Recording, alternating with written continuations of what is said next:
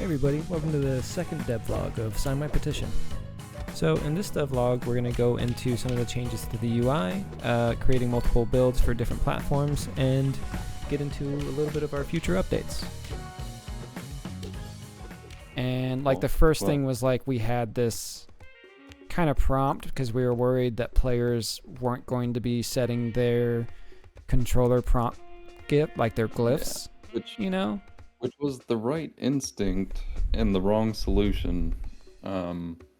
Yeah. And one of the big problems with it was the language in here, which I had thought was a problem and I had pushed back against. But I started showing this to my wife and she was like, oh no, this makes sense. And then literally the first time that she actually plays it, she's like, none of this makes any sense. Yeah, I know. What? I stopped pushing back against it because you told me it made sense. Anyway, I thought stylistically it was fun. It was cute. It was a cute little thing that we put up there, and I was like, oh, people will like this, But it turns out that when it comes to important things like settings and stuff, that you just want to be super duper clear to whatever it needs to just be plain English or whatever your language. Well, we could save this type of language for certain characters and stuff, but for settings and things like that, definitely don't do this type of stuff. I think the by royal decree is good. The mouse is good. A lot of it works fine. It's just it's too complicated for what it is. People they're moving fast. They just want to get through it. I think the biggest problem was that I had with it was the input to get it was press A to go change your input glyphs, press B to continue the game, instead of we should have just added buttons. That was the other thing, right? Is then to change it, people didn't read it, so they didn't read it. They'd get into the tutorial here, and they would be trying to understand what these glyphs are, especially during the item binding part where it actually starts popping up. Yeah. Because a lot of times people would just force their way through these attack ones. You're like, oh, I can figure it out, until they couldn't. And then they'd start getting frustrated. Then they pop open this and they can't change it. Then they go back. Then they change it. Then they hop in. They realize they have to start all over again. Yeah. So that it's a bummer. It was a big pain point. And we kind of knew that not having the settings in the pause menu wasn't good, but I don't think we realized just how ungood it was until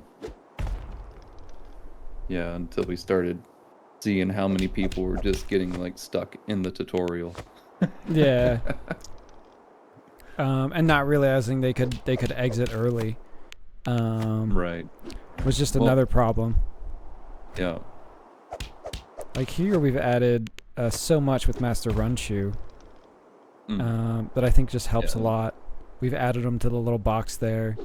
He has his own little custom animation. You can talk to him, exit early. We give you all kinds of chances to leave the tutorial now. Also, this is updated so that you can actually switch the icons on the fly, as in just picking up a controller, switches it to the controller, clicking with anything, the mouse, the keyboard, changes all of it to the keyboard. Actually treating the keyboard as first class instead of not, which we also found out was not a good decision for a PC game. To treat the keyboard as second class. Well, people will refuse to use a controller even if they own one. It's just I'm so trained by other beat 'em ups. I use a controller by game genre. So that was my first instinct was because this is sort of a beat 'em up, even though it's an adventure, people are going to want to use controllers, right? But that turns out to be false, entirely false. Everybody so far that has playtested has been I use keyboard and mouse. I just, I think the best is like the handful of people who didn't play with keyboard and mouse played with a PS5 controller, which also had input trouble with the initial release. We had, PS5 in particular on WebAssembly was double inputting, right? yeah, Or lagging. it had multiple devices for some reason That's right. that certain browsers that were based on Chromium were picking up on.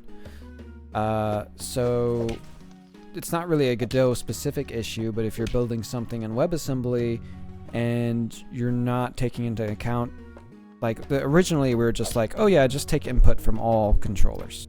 Yeah, it had multiple inputs. They were doubling up, and it was causing a bunch of issues.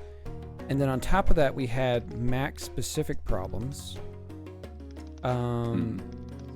browser specific problems on Mac that Yes. I don't really understand those either. I didn't understand entirely what was happening there.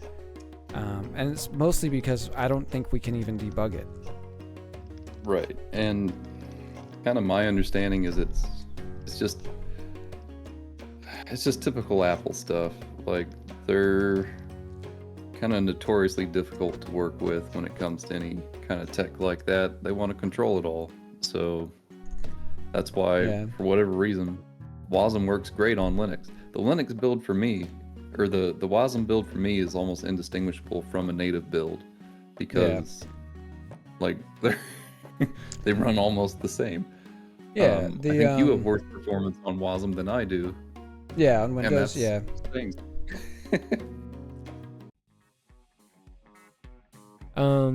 But other than that, I think we have plans as well. I think our bigger plans are reformatting the levels, and this is what we want more input on, because what we want to do is structure it in a way where we can have more secrets, we can have more choice in the way the player explores the world.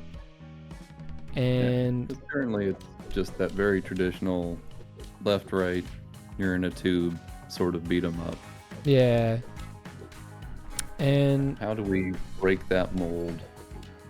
yeah, and we wanted to we're testing out a few different ideas, and that's going to be coming soon. I don't want to spoil too much about it, but we do want to show you guys in the playtest once it comes out and get as much feedback as we can about that sort of style, because we don't know how it's going to work out with a beat 'em up, because the closest we could find with other beat 'em ups that have that sort of style was that game that you showed me yesterday. I forgot what it was called. Oh, Beautiful Joe? Yeah, Beautiful Joe. And it was playing with a different medium, so it's doing something quite a bit different. Yeah. Where ours is going to be 2D. But this is definitely something we'd love to hear back from people on, because it's once we get this up and running, which should be by end of the month, next month, by January 1st, we're gonna have a sort of playtest going, and we'll see if more people are interested in it, if this can drum up some feedback or whatever. We might go forward with it, because I think it's a good idea. But we've had some feedback so far, but yeah, we're always interested in more. That's always the real challenge, right? With any sort of playtest or even just showing things to people, is that everyone wants to be supportive. No one wants to be the person who says, hey, this isn't good, this doesn't work, this doesn't do what I need it to do.